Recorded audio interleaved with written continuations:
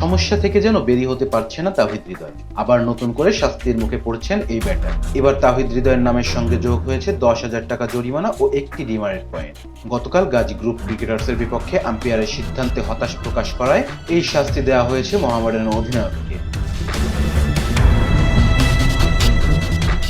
তাওহিদের শাস্তির বিষয়টি নিশ্চিত করেছে আম্পায়ার্স কমিটির ইনচার্জ ও Bashundhara Dhaka premier division cricket লিগের টেকনিক্যাল কমিটির সদস্য অভি আব্দুল্লাহ আল নোমান। তিনি জানিয়েছেন, শাস্তি মেনে না নেওয়ায় ম্যাচ শেষে শুনানিতেও যাননি তাওহিদ। অভি আব্দুল্লাহ বলেছেন, আম্পায়ারের সিদ্ধান্তে হতাশা প্রকাশ করায় ম্যাচ শেষে ডাকা হলেও শুনানিতে না যাওয়ায় তাওহিদকে ম্যাচ রেফারি ওই শাস্তি দিয়েছেন।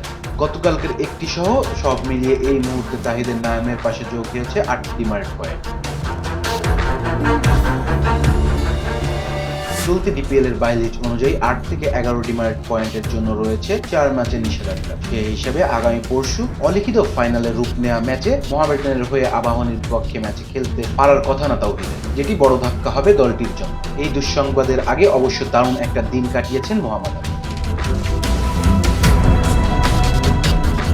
গাজী গ্রুপের ক্রিকেটার্সের বিপক্ষে শেষ বলে 4 উইকেটে রোমাঞ্চকর এক জয় পেয়েছেন দল। শেষ ওভার 12 রানের সমীকরণ মিলিয়ে মোহামেডানকে এই জয় এনে দেন নাসুম আহমেদ। মোহামেডান হারলে অবশ্য কালই শিরোপা উৎসব করে ফেলতে পারেন আবাহনী, কারণ বিকেএসপিতে লিজেন্ড অব রূপগঞ্জকে 7 উইকেটে হারিয়ে নিজেদের কাজটা গুছিয়ে রেখেছিল। Rezwan Islam, B Sports. Please subscribe our channel to get more information about Cricket World.